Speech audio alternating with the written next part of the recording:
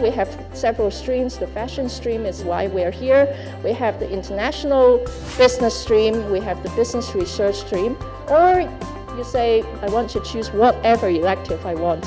You can choose no stream also, just to be general. It's a combination of practical and academic. It's also a combination of breadth and depth. We're flexible, we fit. We try to do as much as possible to fit your schedule. So a lot of times you may not be able to join us during the weekdays, weeknights. We have weekend mode, so you can come during the weekend to study with us. That is also okay. Depends on your schedule, how your schedule works out. So this is a part-time mode program. That means people sharing classroom with you. These people are professionals like you. So we target people who have at least around 5 to 10 years of experience, work experience, sometimes 20 years, sometimes 30 years.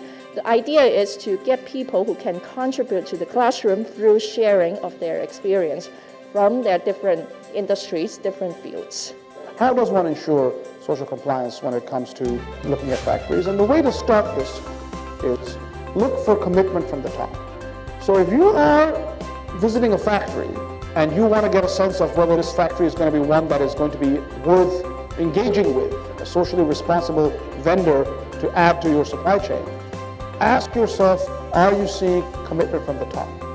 Are the people at the top, the owners, the general managers, giving you the confidence that they think social compliance issues matter? Because believe me, if they don't think that, the line managers and supervisors are not going to think that either. You're going to be asking for trouble if you're working with a factory that does not have commitment from the top for social compliance issues. Are they doing the kinds of things that will make them aware of these challenges? Because really what you are looking for, and this is an appropriate theme to be bringing out in an MBA setting, is are they managing things well? True management is, how do I stop problems from happening in the first place? That is the key to ensuring competitive success